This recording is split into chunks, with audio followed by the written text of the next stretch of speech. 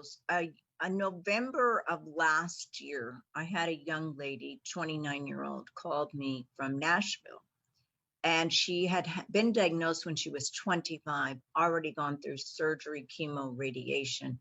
Her cancer all came back and it was everywhere. And so the doctor told her, you have a couple months to live. I can give you some chemo, but I don't know how much it's really going to extend your life.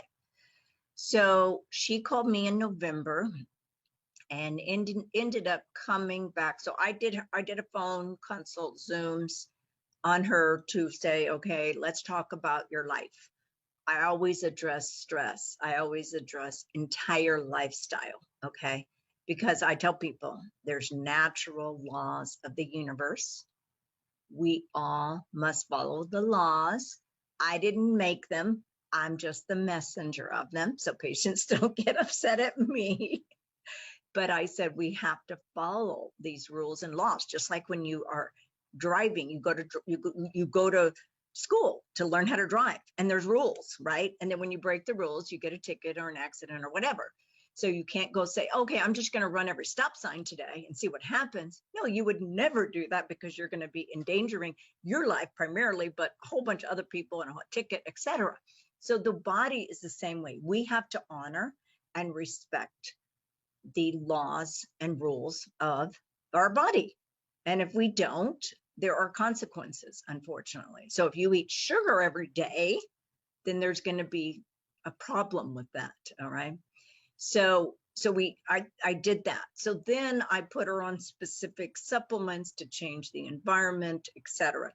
And I talked to her about her stress because she was going through a very serious marital issue.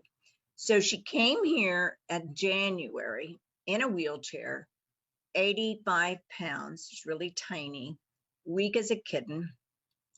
And then obviously she did all the treatments. She did low dose chemo, etc., all the supportive treatments. She did the emotional work. I tell people you can't pass go with any illness unless you do the mental, emotional, spiritual work. I give every single one of my patients healing affirmations, first visit. I say, this is what you need to talk to yourself every day.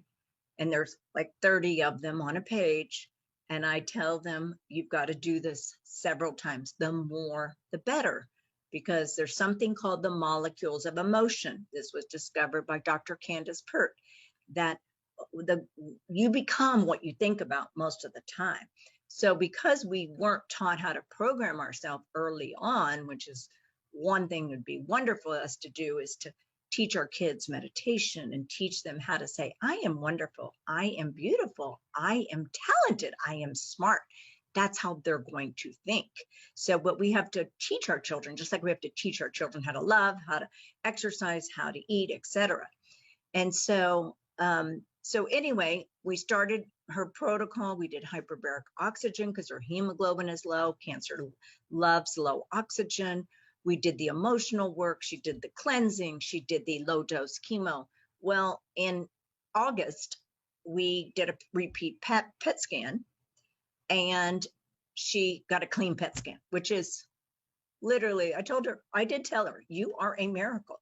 Wow. This is wonderful. Whatever, she had lots of people in Nashville at the church that she was attending, praying for her, because she's a young girl. And even here at our office, we had a lot of young girls working here, and they're like, oh my goodness, this could be me. So it really shocked and astounded my staff, because here you have this young person, but this young person did the work. And she had all the support. We all have to have support. We all have to have a community around us, whether it's our family, whether it's friends, whether it's psychologists, whatever it is, whatever you find, but you have to have people who are just disseminating positive vibrations to you on a regular basis. They can't be saying, oh, what kind of decision are you making? Are you crazy? How do you know it's going to work? You can't be negating your journey, because it'd be like saying, okay, I'm going to run a race today. Oh, I'm not going to win.